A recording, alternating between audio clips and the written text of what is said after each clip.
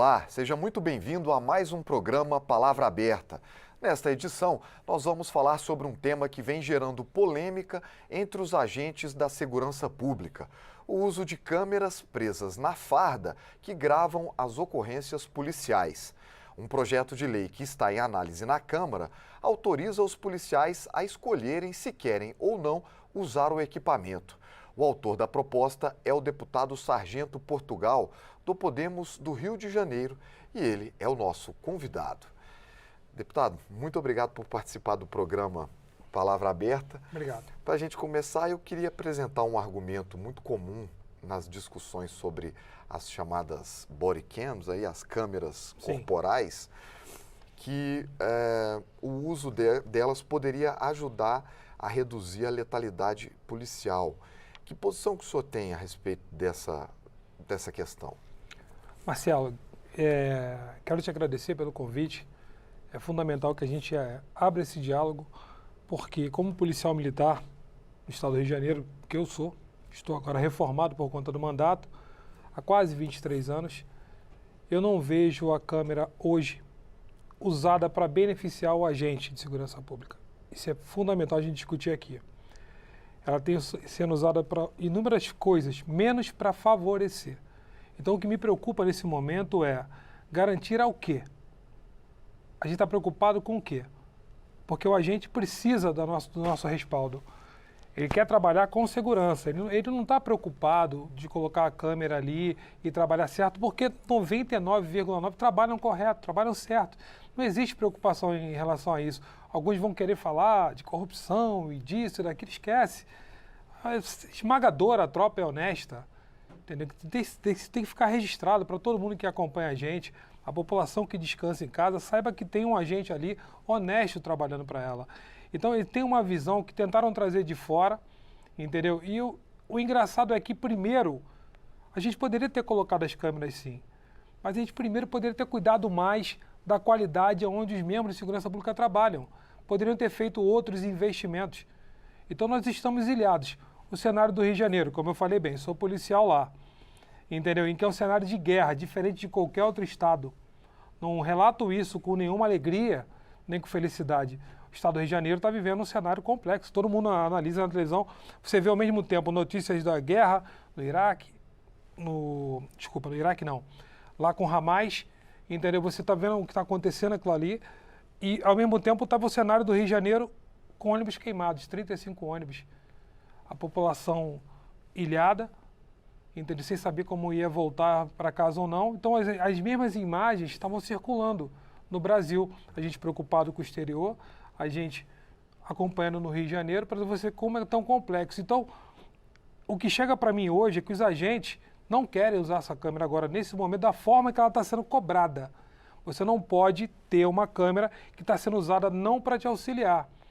Então, usando essas câmeras no Rio, eu acredito que em todo o Brasil, para justamente corrigir você e te participarem, para você responder internamente através da corregedoria, e não é para isso. Ali poderiam usar a câmera e falar o seguinte: vamos ligar a câmera agora. Marcelo, como é que você está aí? Você está bem? Está se sentindo bem? Ao redor aí, o teu trabalho, como é que você está se sentindo? Os equipamentos que foram lhe fornecidos são os necessários para a tua atividade hoje? Como é que está teu psicológico hoje, Marcelo? Porque você está indo para a rua sem saber se vai voltar. Não, por que a câmera está para baixo? Por que você desligou? E quando você vai no banheiro? E quando você tem um alojamento feminino? Como é que você faz se você não pode desligar aquela câmera? A câmera atual, ela não tem a função de... Ela é ligada no início do expediente e vai ligada até o final do expediente? Ele não tem opção de desligar? Ela não tem opção, ela fica em stand-by. Entendeu? Se você sentir necessário, você coloca para gravar ali, mas ao mesmo tempo também eles podem colocar até a hora que ela descarrega. E até essa câmera descarregando, se você não comunicar que ela descarregou, tem todo um aparato. Estão confundindo muito o que é feito lá fora, o que dá certo lá fora, com o cenário do Brasil. Então, essa questão que eu queria colocar para o senhor. Alguns países que já estão utilizando a chamada body cam policial, Reino Unido, França, Itália, Alemanha, Estados Unidos, Austrália, vários países do mundo utilizando. O senhor acha que aqui no Brasil não seria da mesma forma? Vamos lá. Quando a gente assiste, não só um filme, uma ficção, ou cenas da própria polícia trabalhando nesses países aí, o cenário é totalmente diferente do nosso. O cenário é totalmente diferente do nosso. Se você pegar o policial do Rio, normalmente o policial trabalha sozinho. Sozinho, tem uma viatura com todo o aparato, só falta transformar aquilo numa nave, ele apertar um botão e se funcionar tudo. Tudo ali funciona. A gente está falando de países em que tudo funciona, num país em que praticamente nada funciona para a segurança pública. Então, comparar os países que funcionam seria até uma covardia com a gente aqui e com os próprios agentes da segurança pública que são reféns hoje. É o que eu falo. Poderíamos ter essa câmera sim, num outro momento. Desde que os próprios governantes olhassem a segurança pública com mais respeito, com mais investimento, com mais responsabilidade, aí sim colocar aquela câmera. Hoje, eu não acredito que tenha um estado do Brasil que trabalhe um policial sozinho. Então você já viu que o cenário é diferente. E nem tem todo aquele aparato. Normalmente as viaturas são sucateadas. O policial, o agente, ele tem que dar jeito para trabalhar em cima daquilo ali.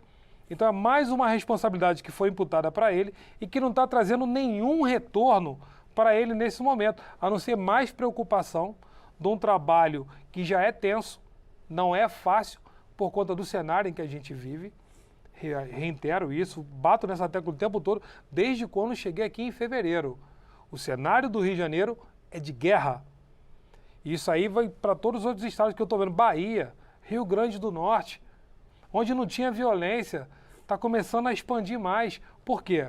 Nós estamos tratando, em vez de aumentar penas mais rígidas, a gente fica falando em abrandamento de pena, em saidinhas. Isso complica cada vez mais e as nossas famílias vão ficando em risco e esses agentes cada vez mais sem condições de trabalho. Deputado, eu queria voltar um pouquinho no seu projeto. Na justificação, quer dizer, todo projeto de lei que é trazido para a Câmara dos Deputados, existe um campo onde o parlamentar explica as razões, os motivos pelos quais ele apresentou aquele projeto.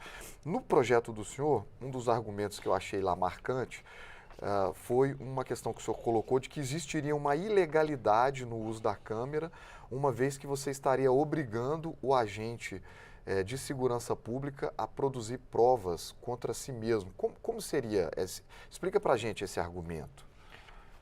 Porque dentro dessas gravações, você acaba produzindo, não vou falar que são provas, são imagens. O policial não é cinegrafista. Começa por aí. A profissão de cinegrafista ela é bem clara.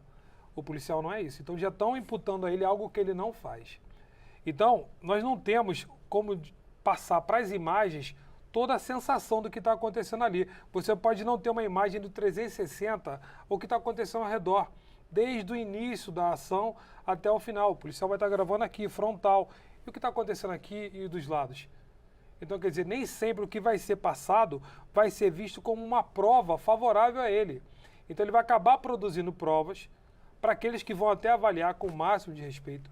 É muito fácil você avaliar no ar-condicionado e você criticar um agente de segurança pública do que ele acertou e do que ele errou. São questões de segundos que ele tem para resolver aquilo ali. Evidentemente que alguma coisa pode acontecer de errado, mas nunca proposital.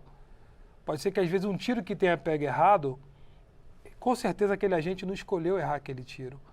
Você tem um carregador de uma pistola com 20 tiros, você tem com 10, com 15, com 11, um fuzil com 30, e você está dentro de um cenário tão complexo que você não tem como teleguiar tudo aquilo ali. Mas você está recebendo tiro. Você não chega ali atirando, igual gostam de vender notícias. Não, a polícia chegou atirando. A polícia chegou atirando em quem, cara? A polícia chegou atirando aonde? É um território hostil que está ali, entendeu? Tem que ser assumido mesmo como um território hostil, que tem que ser retomado pelo poder do Estado.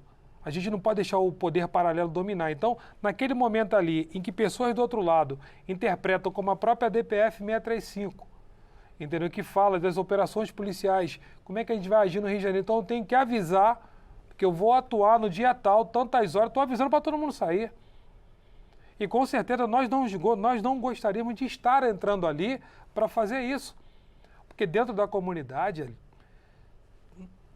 a maioria esmagadora são pessoas do bem, acuadas, que esperam que o Estado entre com saúde, educação, saneamento, iluminação, tudo aquilo. Mas quem entra é o policial.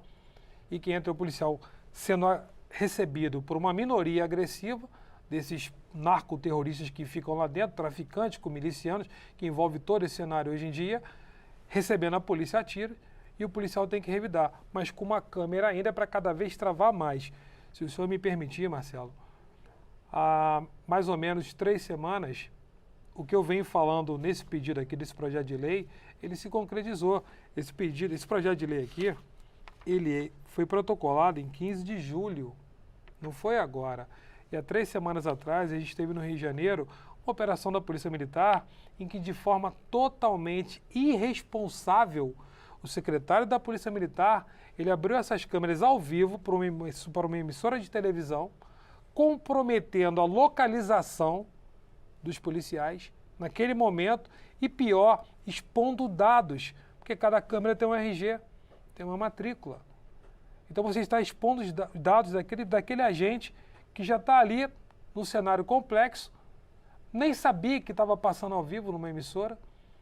Uns estavam até tentando tomar um café, outros ali agrupados para saber o que fazer, mas foi colocada ali a localização deles e expondo dados ao vivo. Eu falo, quem é que responde?